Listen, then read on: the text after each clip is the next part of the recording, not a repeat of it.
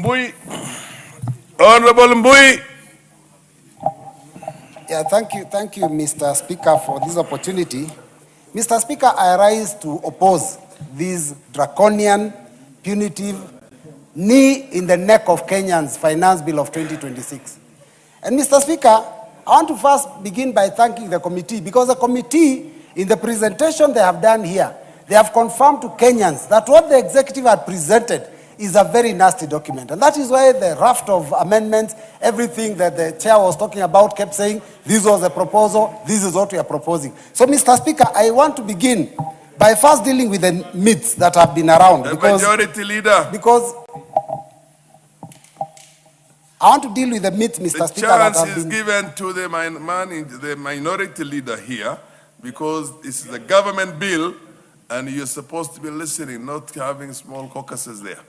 Proceed, Honorable Mbui. Thank you, Mr. Speaker. Now, you see, the first thing we must note is that the intention behind the finance bill, unlike what is being sugar-coated, is actually to raise more money from Kenyans. That is the main intention, so that we can be able to support this very heavy, huge budget of this financial year. And so, Mr. Speaker, in order to do that, then obviously the government must look for ways by which they can raise more money. So I want to begin by saying it's a myth to imagine that the finance bill is going to be a good document that is, supportive to Kenyans. Mr. Speaker, I want to say this, that we were told the other day. What's your point of order, Honorable Kimani? Honorable Speaker, is a leader of minority right, Honorable Speaker, to misinform and disinform this House. Honorable Speaker, I would want to hear the leader of minority say that he's opposed to the amnesty that is being proposed on this particular bill, Honorable Speaker. So him purporting that we're just increasing tax, Honorable Speaker, whereas clauses like introducing penalties where taxpayers will not pay interest and penalty, Honorable Speaker, it's very misleading, Honorable Speaker. So is the leader of minority in order, Honorable Speaker? Mr. Speaker, recently the Speaker did rule on the floor of this House that these very irritating points of order, which is really not a point of order because he wants to expand, to extend an argument. Mr. Speaker, everybody has an opportunity to debate. So I will have my opportunity, anytime anybody stands to interrupt my discussion, then they must allow me to get an extension of that time so that I can finish my contribution. Mbui, we listen to them in silence, let them also listen to us. The chair will protect you. Thank you, Mr. Speaker. Mr. Speaker, we are told that Kenyans you wish to be informed by the majority I don't leader. want to be informed by the majority leader. Fair enough, continue. Mr. Speaker, I am very well informed, I'm okay. So, Mr. Speaker, Kenyans were told that those that are earning less than 30,000 are going to get some kind of reprieve. And obviously, Kenyans would expect that this being the bill that deals with taxation, that is where something of that nature would be done here. Mr. Speaker, it is nowhere near, and it is not even presented here. But, Mr. Speaker, it is also important to say, when you listen to the mover of this motion and you're saying that this bill is intending to widen the tax bracket, Mr. Speaker, what it means is that they are looking for opportunities and ways so that they can be able to tax more and find ways by which they can take money out of Kenyans' pockets. Now, Mr. Speaker, let's talk about the reality of what this bill is going to do. It's going to hit us on the very basic needs. Abraham Maslow told us that there are 3 basic needs a human being has, and that is food, that is clothing, that is shelter. Mr. Speaker, this bill is actually going to tax clothes for those people that cannot afford new clothes. We are introducing a tax on mitumba, the clothes that are bought by the people that we employ in our places that do not have money. Mr. Speaker, we are trying to tax the poor, the hustler, so that the hustler cannot be able. Just a moment. He's on a point of order. Majority leader. Honorable Speaker, I would hate to have interrupted Honorable Roberts, and in fact that's why I sought to inform him. But is Honorable Robert in order to be using the floor of this House to misinform the country that there is tax on Mutumba? Because, Honorable Speaker, this bill is here before us. And I have gone through this bill clause by clause. And I saw another one, Honorable Speaker, a former Law Society of Kenya chairperson, make the same allegation. And I thought the people like Kaluma who are lawyers are referred to as learned friends. And I actually called her to tell her that she may seem learned, but she's not learned at all, because what Robert is saying is a propaganda that is being propagated out there. And I want to challenge Honorable Robert Mbui to substantiate and show the House and the country where in this bill that tax proposal is. Because the bill as published has no such tax proposal. The fact is that there You made was your such a point, proposal Majority that Leader. was presented to the committee in public participation. Honorable Speaker, if you can protect me from the member for Kajiado North, the Honorable You've made- Ngogoyo, who still imagines Order, we order, are honorable members. we're in a cattle Majority. market in Kajiado. Order, Majority Leader, order. You've made your point of order and allow order. Honorable Omboko. Order, honorable members. Honorable members, this is a house of dignity. Proceed, Honorable Mbui. Thank you, Mr. Speaker. Mr. Speaker, the other basic need is housing. The other basic need is housing. Mr. Honorable Speaker, Mbui. on Article 4, there is a proposal to Honorable introduce... Mbui, order. You made a specific Mr. Speaker, the bill, claim look at the that size bill- of this order, bill. order, It will order. take me, Order, it will order. take me, I will present... Order. Honorable members, order.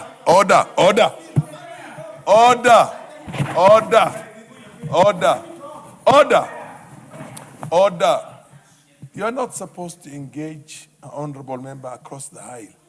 This is a house of dignity. Honorable Mbui, it is order. Honorable Mbui, the Hansard will bear out. You said that in this bill, Mitumba are taxed. He said that it is not true. Factually, you are misleading the House and the public at large.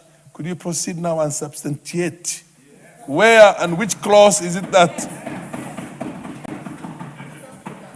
Those are the basic rules of the Mr. House. Speaker, this is a huge bill. I mean, for me, I will have to go through these clause by clause so that I can find it. Mr. Speaker, allow me to proceed, Order, and I will order, get you.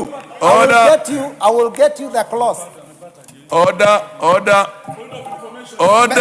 You want to Mr. inform Speaker, who? one of my members can inform the House. Do you wish to be informed? Yes, from By who? any of my members who has got it. Who is saying point of information there? Honorable. Honorable Munyoro. Yeah? Honorable members, I want to draw your attention to Standing Order number 91. A member shall be responsible for the accuracy of any facts which the member alleges to be true and may be required to substantiate any such facts instantly. Order. Honorable members. The chair is order. Honorable Mbui, order. Honorable Mbui, you have Honorable Mbui. Can I give Are you on a information? point of information? Yes, And you wish to inform who? Honorable Mbui. Yeah, but there's a matter that precedes that.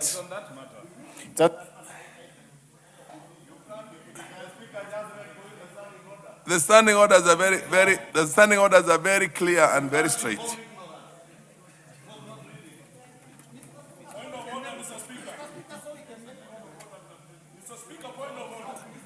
Point of order.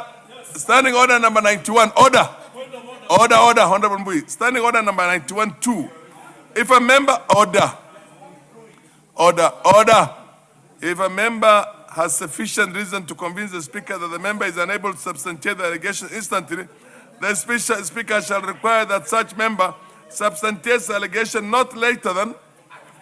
Now, proceed now, but then if somebody, who is on a point of information? Munyoro. Okay, No. What's your point of order?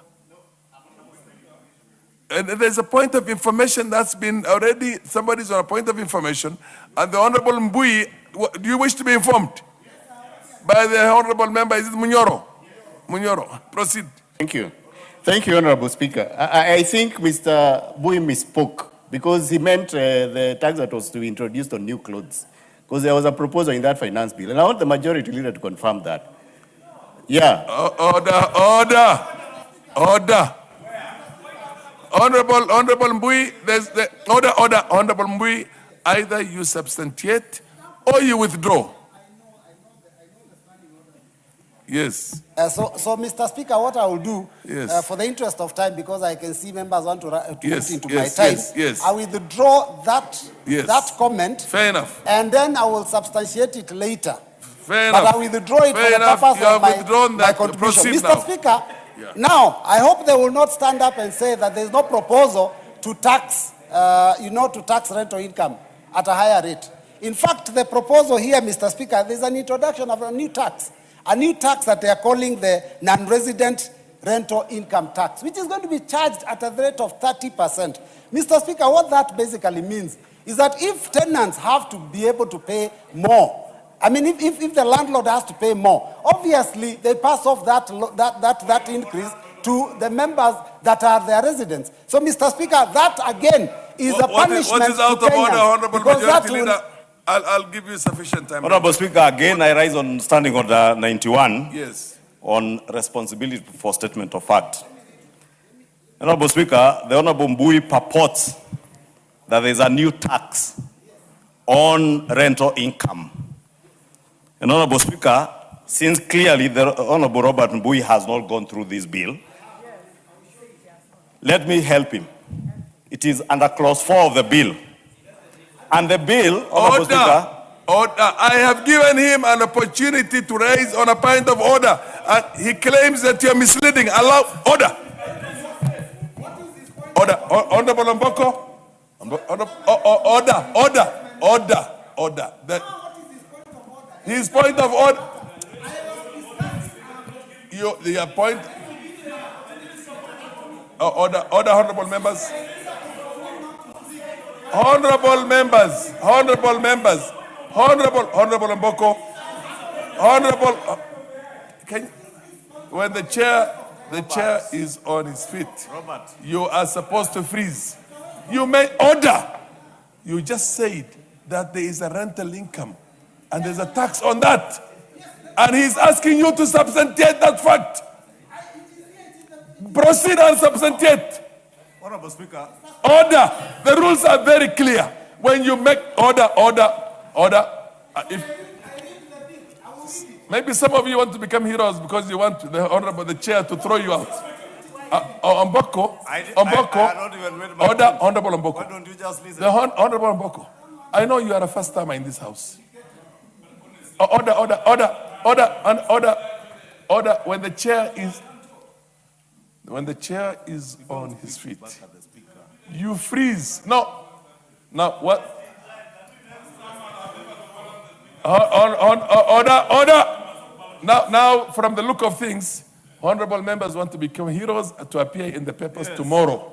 If you have facts, you will have an opportunity. If you raise facts and you say they are facts, then the other side has the right to contest that and tell you to prove it. You get my point? Now, if you really have serious issues, you will get to have your moment. Chair is going to give you an opportunity to say whatever you have to say. Order. Speaker, if I can finish my point. Honorable Mbui. Honorable Speaker, I have not even raised the issue, Honorable Speaker, because they interrupted me. And the issue, Honorable Speaker, if you could ask Honorable Robert Mbui, you're actually wasting more time if you don't allow me to just guide. Because, Honorable Speaker, the standing orders speak on statements of facts.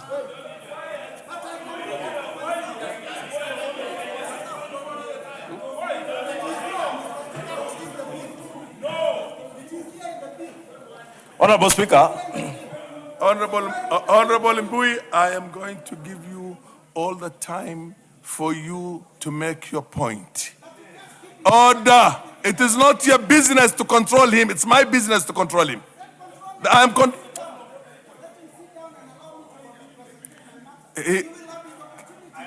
Order. Now I can see people want to become heroes. You don't have any points, maybe. You don't have any substance to say here. You want me to throw you out. I'm not going to give you that pleasure. Can you give an... He rose on a point of order. Because, order. Why do you keep on making things that you cannot substantiate if you think is... Mr. Speaker, can I give you the bill and I tell you... Okay. What? Your point of order? Your... Imposition of non-resident rental income tax. Article 4, it is here. Why do you say it's not in the order? Order.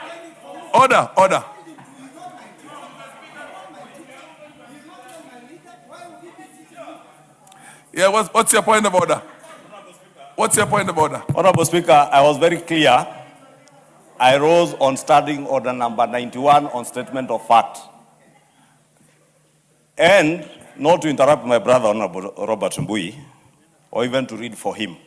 Because the Honorable Robert Mbui purported in his statement that the bill has a new tax on rental income.